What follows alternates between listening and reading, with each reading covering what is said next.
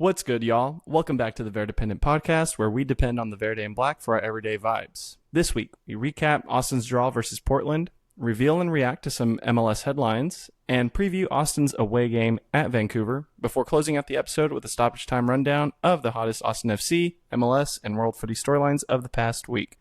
If you haven't already, consider subscribing to our podcast and leaving us a review, and possibly even sharing these episodes with a friend. I'm Paul Fletes. And I'm Logan Bartlett. And my guy, let's just jump right into some preheated takes, yeah? Like I love it. Off rip, let's just see what you got. Bro, I'm feeling confident. You know, this Okay. defense has me feeling a certain way. Yeah. Stuver has me feeling a certain way. All right. And the the second leg of the Champions Cup matchup between Vancouver and Pumas has me feeling a certain way. Yes. That is happening in the next couple of days, right? Or actually, I think like tomorrow or Yeah. today. For the recording. All that to say is, I believe that Austin will hold Vancouver scoreless on the road this weekend. That is my preheated take. That's a good take, my G. That's a really good preheated one. I've been going back and forth on this one as well, specifically this result with Vancouver, because they have been somehow juggling all of these things, perfectly. But something tells me that, I don't think they're going to get anything with us. But anyway, all that to say, my preheated take is going to go for one of our defenders, Brendan Hines-Ike, who I think might actually get an all-star shout. Yeah. I think so too, man. I think he's the perfect profile for a coach's choice. Yes. Like, say Brad Stuver gets voted in, or one of the DPs or whatever gets in on votes as the host city and host coach. I have a feeling Nico will choose another friend of his or another player of his. Yeah. And Hines-Ike fits that profile as the undersung. 100%. Yeah, because everything's trending right now. We're 7 games in, and you get the sense that if there were to be an all-star, just based off of this short sample size, it's got to be from the defense and not from the offense, unfortunately. Yep. Which is fine. I agree. Yeah. But yeah, well, not bad. Let's go ahead and jump into that first half, which is the shutout versus Portland at home. Yep. And brother, that wind. First off. Yeah, that was that definitely affected the game, right? Yeah. Let's say that is what happened. We're gonna call that affected by wind. Induced. But no. Yeah, I think for me what it felt like was it was one of those draws where I think, I don't know, man. I have to say this, we're 91 episodes into the Verdependent podcast. Yes. You and I both went on air last week, and we're talking about multi-goals and bringing back the first ever meeting between these two clubs. And I think I'm just going to flat out say it, G. I don't know shit about fuck, For real. Just kidding. Like some truth to that, but also this is the MLS, yo. Like this is what happens. And so all that to say, I've been humbled. I'm remembering that this team does not score goals. Anyone that tells you that Austin's going to score more than 2 goals is on something. Don't listen to them, including us. But yeah, Lobar, go off, man. Yeah. That sums it up pretty well right there. Like, we're just making shit up week to week. Informed-ish. Informed. I mean, yes. Like we're sickos for this game, for this club. So it's as informed as making shit up can be. But we've said it. 91 times. Shout out to us real quick, 'cause that's what's up. But 91 times, if not more, we've said this. This podcast is solely based off vibes, and I think no one can blame us for the vibes that informed our decisions in a 2-0 and 3-0 win against Portland this past weekend. We were running off 3 wins in a row. G. You're like, undefeated it was in 4. valid. You know what I mean? Or 5?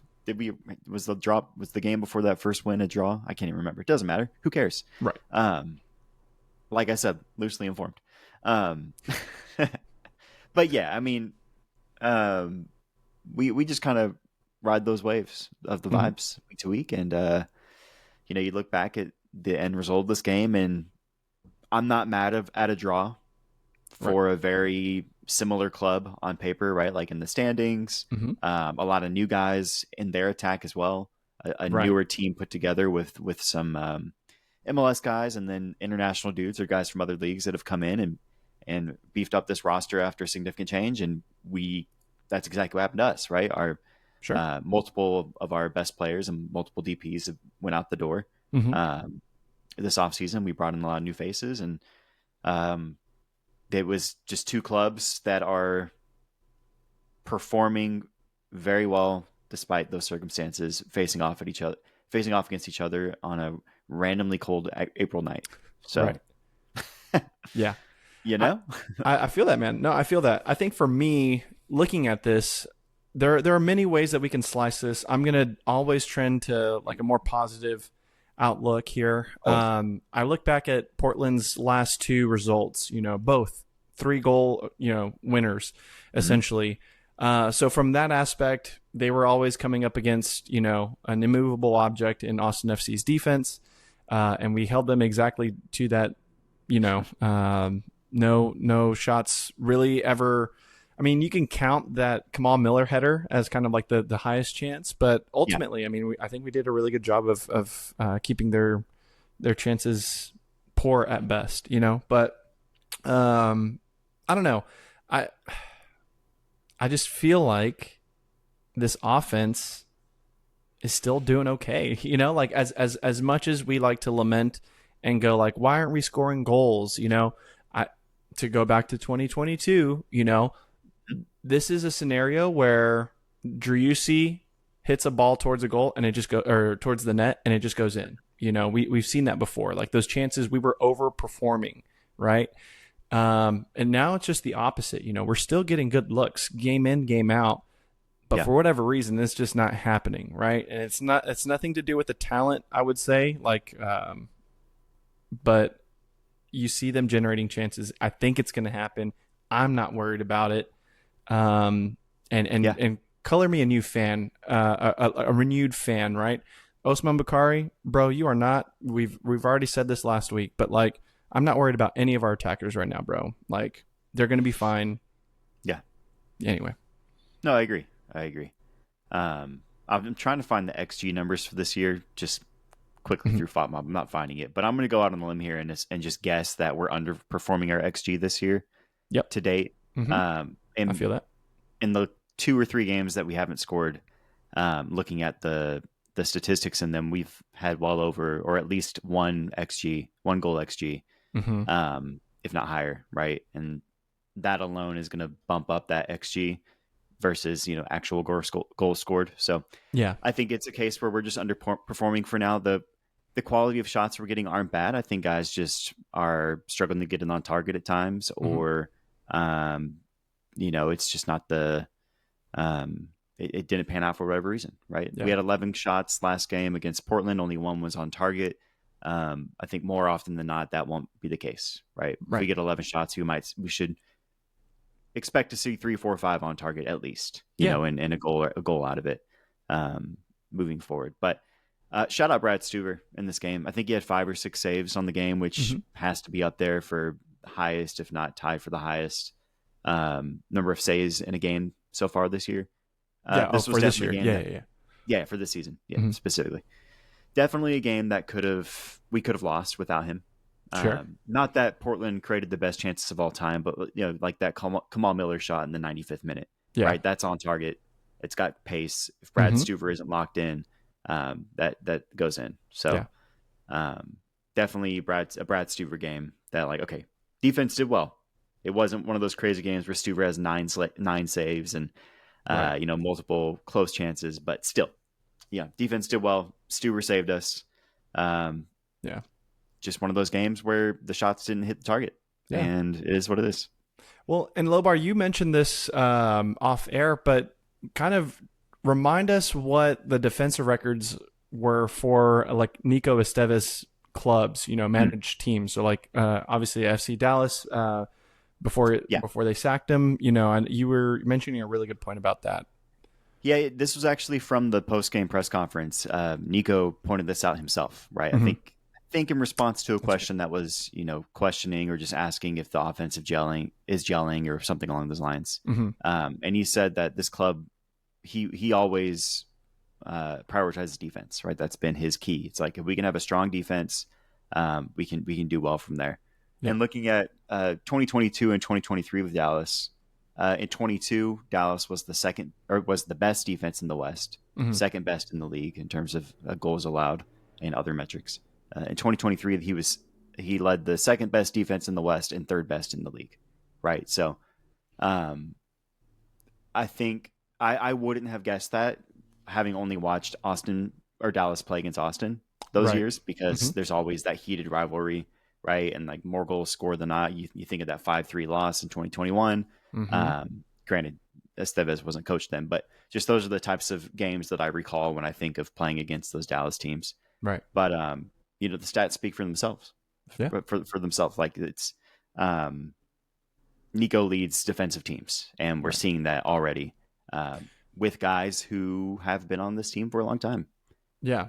And it's interesting you mentioned this, because it's not like he was devoid of attackers as well, right? Because, I mean, he had one of the best strikers in the league with Jesus Ferreira, so I think that's the other thing that probably contributes to that as well, right? Where we think FC Dallas and we think they tend to score against us usually, but So I think, to your point though, with him at the helm now here in Austin, it just feels like we as fans are still early on in the stages of like how to kind of cope with, watching a great defensive team and being okay with not necessarily running up the score or having that mindset of like, we just got to turn, run, and shoot, right? And not to say that these players aren't doing that, because again, like I said earlier in the episode, it's clear that they're trying to generate those chances and they're taking the shots. For whatever reason, it's not going in. But yeah, dude, how would you, Logan Bartlett, how would you tell someone, hey, settle down, it's going to be okay? Or do you even feel that way yourself? I don't know. Yeah. So there was a tweet, I think you or Lojo sent it to us in the last couple of days, and it was from a St. Louis fan. And essentially they were saying you can have a boring team that wins, you can have an exciting team that loses. Both of those are better than boring teams that lose. Right. Right. Like if you're not scoring goals, or you're scoring few goals but you're winning games, don't take that for granted. Bro, that's 3 points. And that's what we're doing so far. And we have, the players to have an exciting offense. Going back to that point about Nico Estevez's teams in Dallas, they weren't very high scoring. I think one year they were very middle of the pack across the league with like 40 something goals, and which was bang average. And then another season they were at like high 30s, which was in the lower 10 or lower third of the league in goals scored. I think we have a team that can produce more goals than that. On both fronts, looking at goals for and goals against for this club so far, for Austin FC in 2025, I think both will change. We'll see a lot of change throughout the year. I think we'll probably let in more goals than we are throughout the year, naturally, as the season runs on. Maybe we make a deep Open Cup run or something like that makes us rotate. We let in a few more extra goals than we might have otherwise. And we're going to score more goals than we've seen so far. Because right now, 7 games in, about a quarter, just over 20% of the way through the season, we are on pace for the fewest goals scored ever and the fewest goals allowed ever, if I'm not mistaken. Fewest goals allowed for sure. I can't remember if fewest goals was within a handful. But so if we keep this pace, it'll be a historically bad offensive year and a historically great defensive year. Neither of those will stand. Right. So all that to say is change is coming. We have 27 more games to play. That's 5 months, 5.5, 6 months of soccer. Like, we're going to see some goals. Yeah. Hopefully this defense keeps it going though, because we have a good recipe for success right now. Sure. And I think for that, you brought this point up, I think back in the fall, like towards, I think it was either early off season or something like this, where you posed this question, right? Where it was like, would you rather us, score a lot of goals, but like, I couldn't remember exactly, but there was this juxtaposition, right? A lot. Yeah. I don't know. For me, what I'm seeing a lot of in the discourse is that like the lack of goals so far. Like we're struggling with that. We're lamenting this inability to, I guess, play exciting football. And for me, as a fan that watches, yes, it's frustrating, and I want to validate for fans out there that are frustrated. Like, dude, we get it. Like we've seen Yeah. this team score goals before. But we've also seen this team lose a lot, like to be blunt, right? Yeah. And I think right Yeah. now what we're seeing is just it's something different, and in just a weird way that a lot of fans aren't used to seeing, where it's like, damn, we're actually like a wall back there. You know what I'm saying? You got Yeah. Heinzike, you got Svatak, you got Stuver doing his usual. Um, Yeah. and I don't know. I feel like it's like you said before, it's going to happen. I feel like it's one thing if the ownership was like a Houston Dynamo prior to Ted Siegel coming in, where it's like that ownership didn't care and the investment in the players was like not it. But we're seeing an investment in this team that it's like these owners want to like, have a roster that kills, and it's going to happen. But for now, I think it's going to be a long season. This is the MLS. Anything can happen. And I think I'm just saying this more for myself than anyone else that's listening, but I think ultimately we're going to be okay. And I think we should be happy right now with the fact that we are standing fourth in the West, comfortably in a playoff position. So, Yeah. Yeah, We're on pace to match the most points we've ever gotten in a year, yeah, and we're on pace for the best defense we've ever seen, even hell yeah, with some room for error. So those are both good things, and I think the offense will figure itself out. nice. Let's do it. Well, I think with that, man, let's head into some halftime here, where we're looking a little bit across the league here. You've got a headline for me. I got a headline for you. So I'll let you go ahead and hit me with it. Yeah, man. So for my reveal and react, the big story out east is Columbus Crew. They're undefeated so far, and they're top of the East. And that's surprising, in my opinion, because they sold a bunch of people in the offseason. Yeah. Most notably, Cucho Hernandez, right? Their best Correct. player, led them to a lot of success. But a lot of other good rotation guys. Yaya Boa, Christian Ramirez, and a lot of other guys that left and that were either sold or contracts terminated or whatever it might be. Sure. They haven't brought in much yet, right? Like I reference one of my buddies at work. He's a big Crew fan. He's from the area. Has been following them for years. Nice. And I mean, everybody's surprised. It's like no one thinks that the value brought in has replaced the what value came out. that left. Right. And yet here they are, top of the East with Messi and friends behind them. You know, so it's interesting. It's the story of MLS in parody. If you just get a great coach and Wilfred Nancy and good players and a strong enough core around it with a good principle style play, you can succeed in this league. Nico Estevez in Austin. That's true. But what are your thoughts on that? What when you see that? Yeah, I think for me, it's a testament to what Wilfred Nancy has done. I would say over the past few years now, we've seen him coaching in MLS, and every time it continues to just be this testament to understanding how to get the most out of his players and continue to stay in contention for the top spots in the East. And so that's really cool to see. I think also for me, hearing Columbus's name called, if I'm not mistaken, they also do a pretty good job of bringing up players from like their Columbus 2 team in MLS Next Pro or whatever.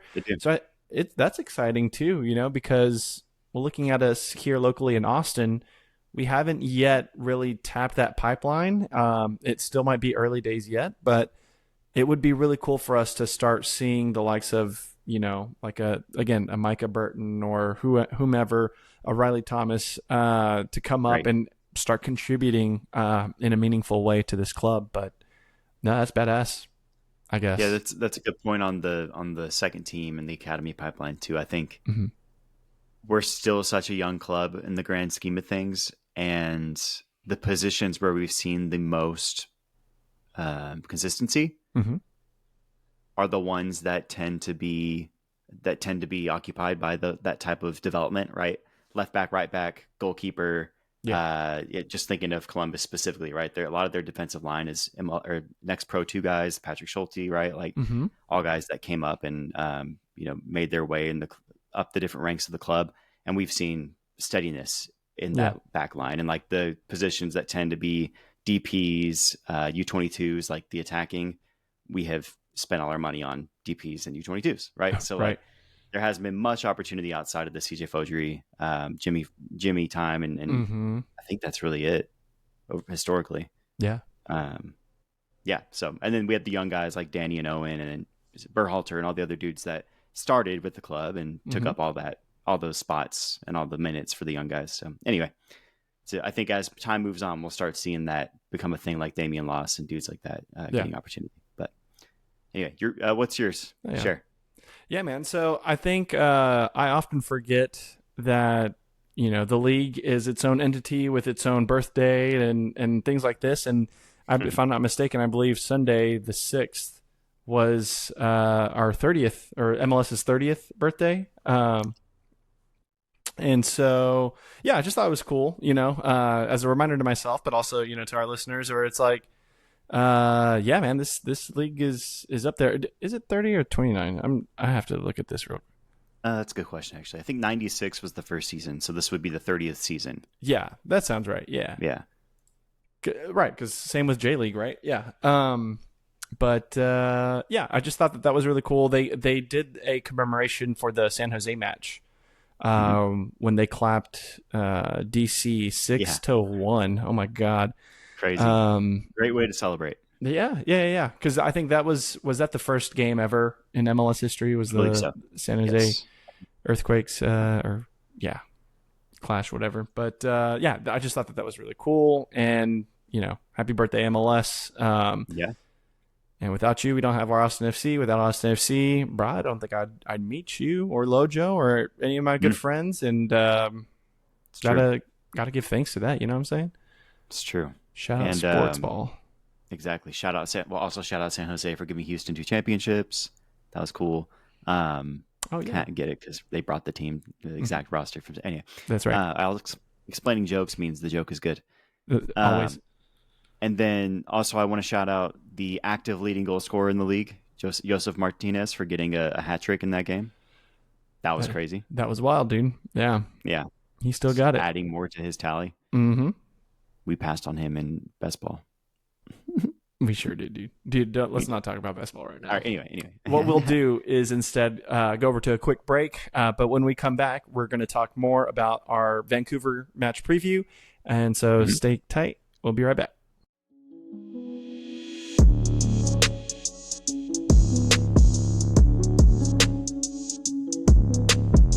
Paul, let's talk Memento. With the MLS season underway, now is the perfect time to download the Memento app. We've mentioned before that Memento serves as a digital scrapbook for your Austin FC journey. Paul, what do we mean when we say that? Yeah, so all we mean is that it allows you to track the games you have attended, the final score, different stats like that, who you were with, and also just being able to relive the vibes by looking at those pictures that you include in each Memento. Yeah, that's one of the best parts of the app is taking that photo with your friends, being like, hey, I was here. We won 7-1. This funny thing happened. Right. Look at us, right? We can't recommend Memento enough for our fellow Austin FC fans. Snap a selfie with the crew, tag the homies, and relive your unique experience at every match. Paul, Memento has a new future for our live music goers, and Q2 Stadium has a concert coming up. Tell us more. Yeah. So Rufus Du Sol is supposed to be coming into town in late April. And so we're excited to add that Memento for that concert because, like you said, it's going to be at Q2. It's going to be really awesome to relive that experience. And so looking forward to that. Yeah. And pretty much every festival, concert, etc., that you can think of at a official venue is in Memento. So you can do the same process, snap a photo, take a video, put it in there, tell us who you're with. We have a unique link that helps the podcast when you use it to download Memento. It'll be in the description of this video, and it is in our link tree, which you can find on Twitter, Instagram, and Blue Sky in our bios. Download Memento to help out the pod.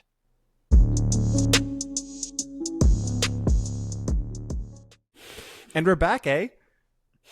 No, all jokes aside, we're definitely talking about Canadians here in Vancouver. Obviously, our boys are traveling up there for the matchup this Saturday. Uh, Mhm. dude, the number one team in the West right now. Is this like this is probably the biggest game of the season so far for us? Yeah, Standings wise, yeah. yeah. Them in San Diego, I'd Mm-hmm. say. Just matchup wise, yes. Feels like it. Feels like it. Yep. Yeah. Yep. Yep. I, this takes me back to the game last season when LA Galaxy came down. I think it was a Saturday noon matchup, Hmm. and they were riding high on in first place, and we beat them. What was that, 2-1 or 2-0 or something like that? Just natural things for him to do, for the Yeah, hymns. yeah. So I don't know. This feels like it might kind of be a similar smash and grab, at least for our perspective, where like Austin could go and pull similar to the result in LA Hmm. when we played LAFC. Little set Yeah, piece goal, bunker for 80 minutes, and then piece out of there with 3 points. What say you, G? I love it. I think Vancouver seems scary based on their standings, like just based on where they're at in the standings. Mm, But I think, and I'm drinking the haterade here. I think their recent run of form isn't anything to be afraid of, if that makes sense. big Right? claim. 5 games, 5 goals. Their last 5 games, they've only had 5 goals. Yeah, That's for a team that is running, who's leading the top of the West for now. Like that's not scary for this defense, in my sure. opinion. Yeah, They're averaging 1 a game. They got shut out by Toronto. Tough, Like I know that's kind of a derby, a Toronto or a sure, Canadian sure. matchup, They but were up like, for it. yeah, it's like they got shut out by Toronto just 2 weeks ago. Hmm. So not they got beat by Chicago 3-1 the week before that. Yeah, They barely beat Dallas the week before that. So it's like they're a great team. It's not to discount what they've done so far, right. but their recent run of form, offensively specifically, isn't the most exciting. I think it's something Austin can handle on the defensive end. And I think the fact that they have a midweek game tomorrow, that's Wednesday, Hmm. on Wednesday with Pumas, which will be the The what? second leg, right? Yeah, second Yeah. leg, and I think it's the fourth midweek game they've had so far since the season started, if not fifth. Hmm. Yeah, this is their fifth Champions Cup matchup um, since the week before the season started, or the week after the. Yeah, holy shit, they've played a lot of games. I'm just skimming through right now. Right. This will be their sixth CCC matchup since the week before the season started. So they've played 7 MLS games or 6 MLS games, Hmm. seven, and Seven. 5 CCC games in as many weeks as we've played 7. Yeah. So eventually that's going to catch up to them. I think it already kind of has. They're doing well there, in CCC, and this game is a must win. It's 1-1 aggregate, so Yep. like winner take all. Um, all I like to say is it's kind of a lot of word vomit of just like where they're at. I feel fairly confident that this defense can weather the storm that is Vancouver's offense, Hmm. um, and they have everything but home advantage on their side. So Right. that's me. Yeah. I I'm gonna push back just a little bit here on what you're saying because yes, looking at it from a statistical point of view, 5 goals in or whatever in the last couple of Five matches or games. whatever. Yeah. Like I don't know, man. For me, I look at the roster and it's like, yes, they're down their main guy in Ryan Gold.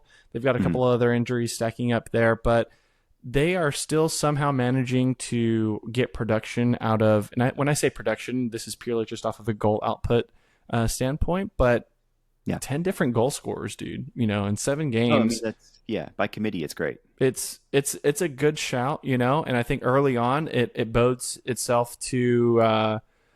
Obviously, I think the biggest defensive challenge that Austin's faced this year because instead of facing down 3 strong attackers or whatever, now you've got to kind of figure out like, okay, like a lot of these dudes are willing to take shots and whatever, Mhm. and so we have to be mindful of all that. So I definitely feel like this is going to be one of those bunker down like we mentioned before, Yeah. and kind of invite that pressure and hope for a clever counter. But Yeah. I will say on again looking at again on paper, that's all we have to look Hmm. at really. San Yeah, Diego is still the strongest offense in that we've faced, and if not for San Jose's outburst this weekend, they'd still be the strongest offense in the West. yeah, And we, got out of there with just allowing one goal, right? yeah.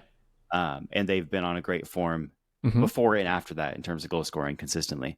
And Correct. so again, on potentially tired legs, the whole committee is going to be tired if we're looking at this scoring by That's committee valid.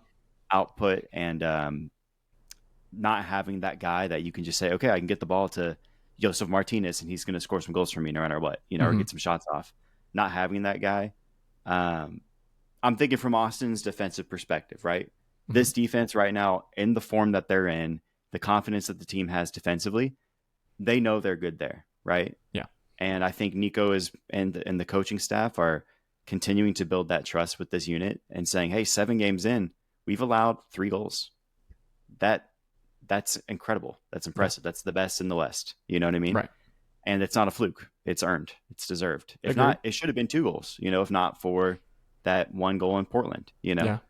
Um, and so I think the defense is locked in. I don't think they see fear right now. Fear doesn't exist for them. Hmm. I think they know that they can take anyone. I'm just thinking from that perspective of them going into this game, right? Yeah. They're confident. I think the pressure's all on the offense to go poach a goal on the road, which Yeah. they've done. We've done already a couple times this year. So Yeah.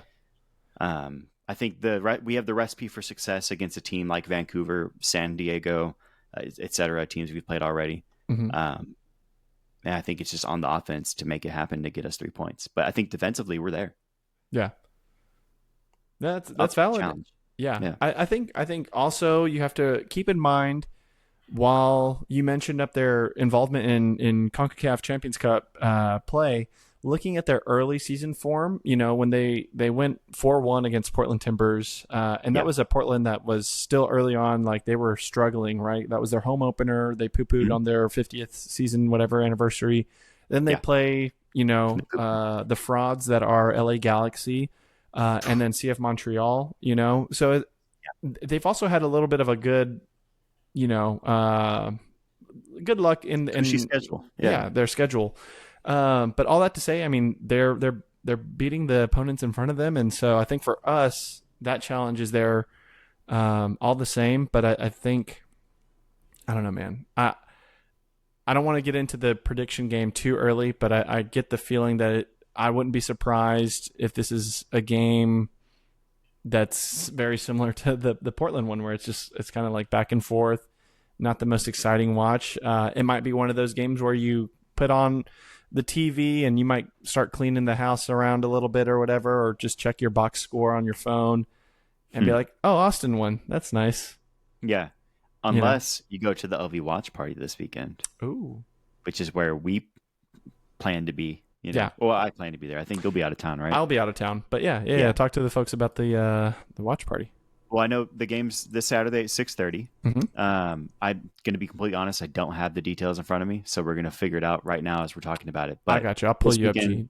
No worries. This weekend, Saturday the 12th, kickoffs at 6:30. LV is hosting a watch party like they do every week. Mm-hmm. Paul's putting up those deets right now. Can I go and tell him now? Be my guest. Yes, I got you. So yeah, we've got the watch party location at Southern Heights Brewing Company. Where's that? And I think that's pretty close to us, low key. 6014 Technicenter Drive. Yeah. And let's see, that party start time is at 5 p.m. The match, of course, starting at 6:30. They've got indoor setup with multiple TVs. All ages are welcome. There's free parking. The Taques Cardia food truck is going to be on site with an LV member drink special. And yeah, looks like America's going to be there as well. So should be a good time. Bring Nice. your earplugs. And Yes, definitely bring your plugs. It gets loud. Yeah. It'd be a good one. Yep. Yeah, I'll be there. It's not far from my house. Hell So, yeah, dude. time to get going. Sounds good, brother. Yeah. It'll be an exciting game though. Regardless, it's a big matchup. So there's that fanfare around it. Yeah. Historically, head to head, like with Vancouver, it's not been the Yeah, we're prettiest. Chiefs. We haven't won in the last 5 matchups. Yeah, So yeah. So this could be another one of those situations where all Nico does is just show them the head to head, the way he did with St. Louis, and yeah, the boys do their smelling salts, and then off they go yeah, to get the 3 exactly. points. So yeah. Let's see. I think I wasn't clear on the prediction, but Lobar, how about you kick off? What do you got for a score prediction? And also, while you're at it, how about you throw in your guesstimate on the percentage of possession that Austin will Yeah, end the game with? this is good. Okay, so I think given our season to date, I'm going to go 1-0 win. Okay. Only wins here at this point. I'm not calling anything else other than wins. Oh, I love I'm it. all in. So 1-0 win. I think we'll end up with like 32% possession. Okay, 32. That's just me. This is Yeah, all vibes. I don't have any data in front of me other than the fact that I know we have a lot of 1-0 wins. right. So You're good, G. You're good. Remember, we already put the disclaimer at the beginning of the episode. 91 episodes. We don't know ball, dude. sure. Let's just call it what it is. No. In all seriousness, I think I'm gonna go with you. Positive 1-0 result to the good. Okay. But percent wise for possession, I don't know. I feel like 37, 38 is going to be my call. Just a little bit higher than that, but Yeah. I think that's fair. That's good. yeah, I like that's it. where I'm 1-0 at. win. Take it home. That's 3 our bread points. and butter right now. Yeah. Just all you need. That's all you need is our number to be bigger than their number at the end. So Yes. And of if we win goals, that not game, possession. right. If we Yeah, win that game, we're tied with Vancouver in the standings. So, that's that's pretty cool. insane. And people will still probably find a way to be sad, but it's okay. Let's get into some stoppage time. Yeah. Let's do it. Awesome, dude. We're going to go ahead and kick things off with USL announcing their promotion relegation to start in 2028. Obviously, this already came out a few weeks ago, but I think it was more so we hadn't had a chance to cover it. Yeah. And We just so, hadn't really talked about it much. yeah. Labar, And I'll let you kick off before I opine. yeah, it's exciting, man. I mean, this is what a lot of the traditionalist soccer fans in the U.S. have been pushing for, Sure. right? Granted, I think they hoped MLS was involved in some form or fashion to put pressure on the league. Right. But, I think pressure is applied either way, especially, as we look long term, right, over the Mhm. next 10 to 15 years as we get into the 10-year anniversary of this promotion relegation system in USL and see the successes and opportunities for growth. It can only be a good thing, in my opinion, to add some variety to soccer in the United States. So, Yeah. hoping San Antonio FC holds it down because they're my new That's your promotion relegation favorite team. USL club, yeah? Exactly. Nice. Yeah. What are your thoughts? Yes, for me, really quickly, I just feel like one on the one hand, I think it's really cool that they have this ecosystem that allows for the traditional promotion relegation system to be implemented. However, I still think for whatever reason, call me weird, but like soccer in America, it feels like at least from the USL side of things, it feels like with the number of teams that have come and gone on their end, how do they operate at a year-to-year level or forecast rather with like I don't know, like it's not as certain as it is with like the MLS, right? And by that I mean Right. in getting broadcast deals and that this is kind of like a closed ownership system. No one's Yeah. getting going bankrupt for falling in 22nd place or whatever. But with Not yet. USL, man, it's like Yeah. there was no promotion relegation to begin with, and you still have clubs that are just like poof gone, for Yeah. whatever reason. Right. Right. And it's just going to be really interesting to see the finances that are involved here for these clubs that are Yeah. kind of barely hanging on. So No, I think that's a great point because as it stands and historically, like a USL club is one MLS club coming to their city away from non-existence. boom. We saw it with Austin Bold. We saw it with San Diego Loyal. Yep. And I'm sure there are many other examples of that Mhm. over the years, even before MLS. So So, it's a lot of, I think it's a big move. And I think there needs to be an investment. There needs to be a bigger investment in the league. And I like to think that they wouldn't have made the decision to do this without some sort of certainty. Yeah. Because if anything, U.S. soccer is cautious. So, Right. you know, That's a good point, man. And I think the last thing I would say about that is I'm curious to see if USL ownership is given the opportunity to bring in and invest quite a bit, you know. Yeah. So whatever the salary caps look like for that. Right. But I'll take notice whenever they start bringing in some bigger names, some of that Yeah. quality to compete with the MLS. But anyway, Yeah, a true rival talent-wise to MLS. for sure. It'll need to be. Yeah.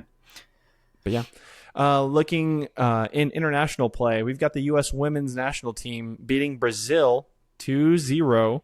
With goal help from we had Trinity Rodman and Lindsay Heaps. And so that was a good way to kind of remind folks, the Olympic gold medalists just do this. That's what they do. And they're back in action tonight, the night of recording, which is Tuesday night, for one more battle against the Brazilian side. So hopefully we get some more rotation, another good result here. But Emma knows what she's got going on. Oh, for sure. I think the two big storylines that I saw were Trin is back. Yes. Also, that picture of her hair was dope as fuck. Dude, yeah.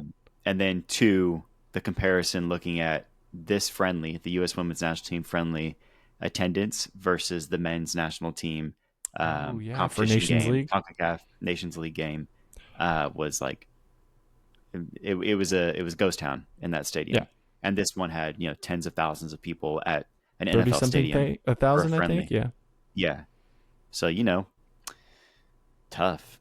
Start winning and people will care, Straight up, bro. And I'm glad the women's team is getting that recognition. So, hell yeah. Looking over to our friends in the J League, we had Kyoto Sanga earning a big dub against top of the table Kashiwa Antlers in a 4-3 goal fest that saw both a hat trick and a brace.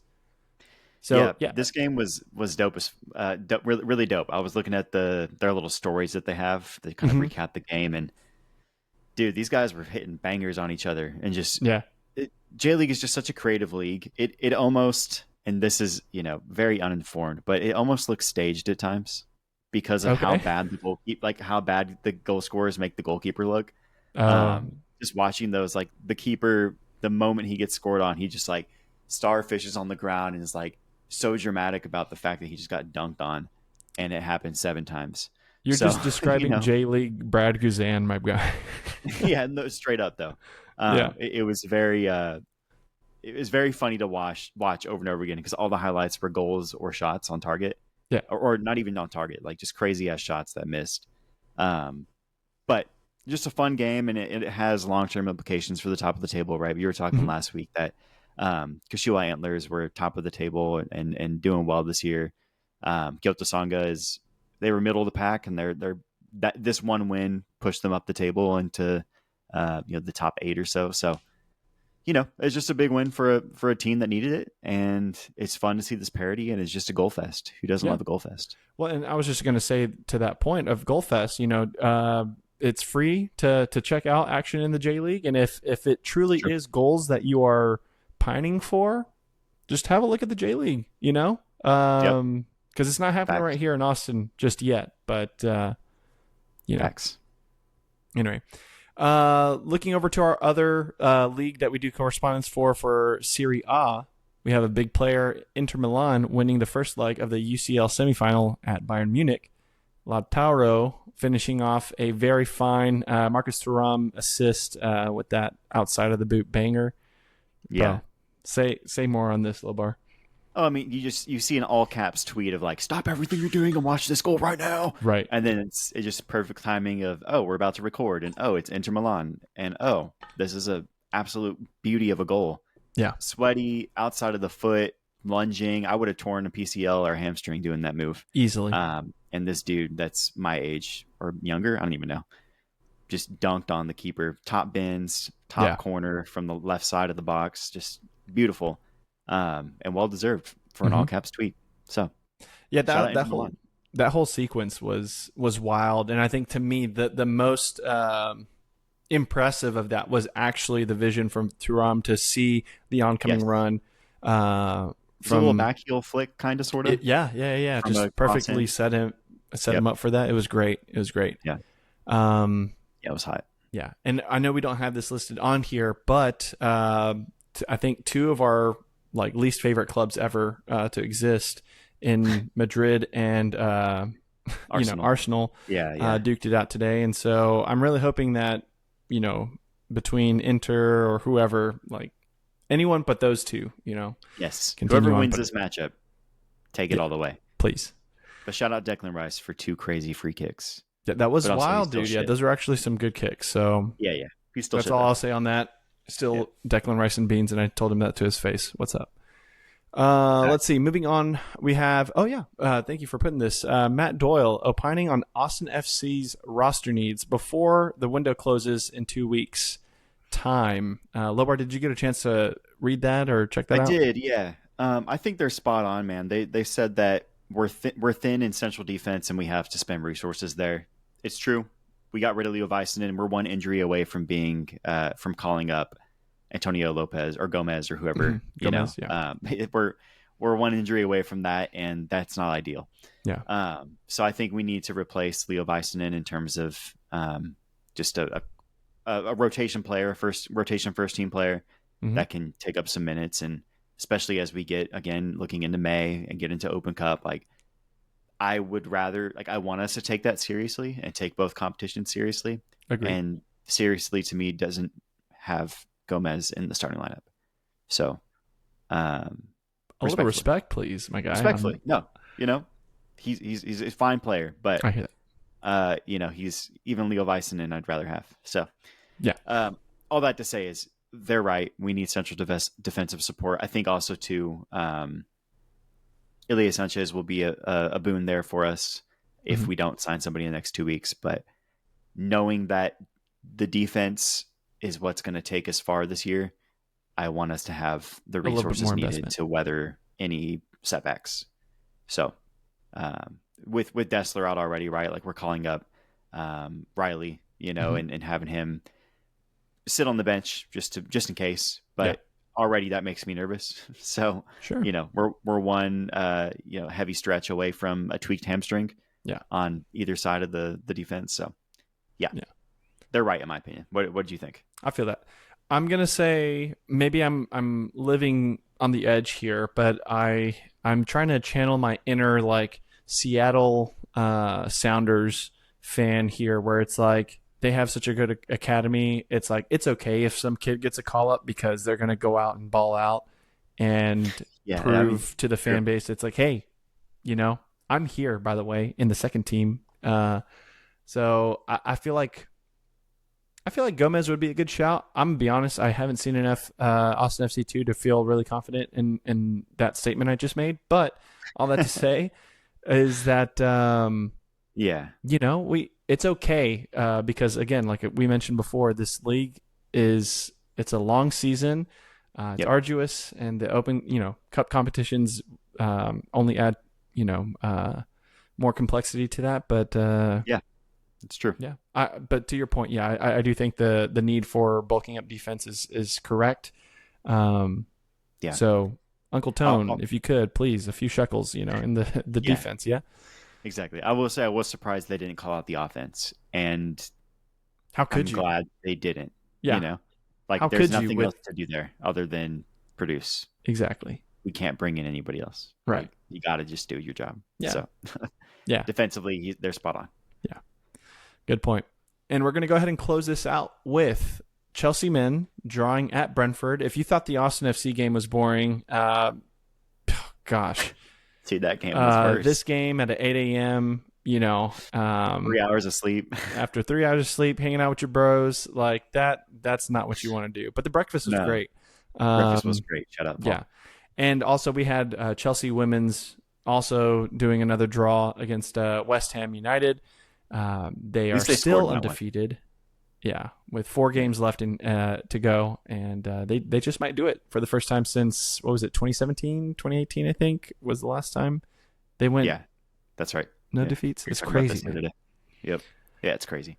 And that one they scored goals, which is always more fun. So 2-2, right? Shout out. Yep, 2-2. But nothing to write home about in a 0-0 draw. For Austin, I'm not as mad. For Chelsea, I'm pretty frustrated. They Right. needed to win this game to Yeah. be more comfortable in fourth. So Well, and to be fair, they're holding off a little bit because they've got major European competition happening on Thursday, right? Between fifth place in the Polish league, Lechia yes, Warsaw. So exactly. good on Maresca, man. He definitely knows what he's doing here. Playing chess, brother. That's it. He's 5D. trying to get that extra money with that what is it, FFP or whatever the fuck it's called. Yeah, yeah. With that with them breathing down our back. Oh my god. Anyway, so with that, I think it's time. We appreciate y'all kicking it with us on this week's episode of the Verdependent podcast. I'm Paul Fletes. Catch me on Twitter at PaulandrFC. And I'm Logan Bartlett. You can find me at LobarVHLM. And as always, you can keep the chatter going online by following at the Verdependent on socials. Trying to do a little bit better on the blue sky thing, but just keep nudging. I appreciate we appreciate folks tagging us and whatnot there. But before we leave, just want to remind you, if you haven't done so already, to please consider subscribing to the podcast and leaving a review wherever you listen to us, and to share these episodes with fellow Verde fans. That's an episode, y'all. Peace. Peace.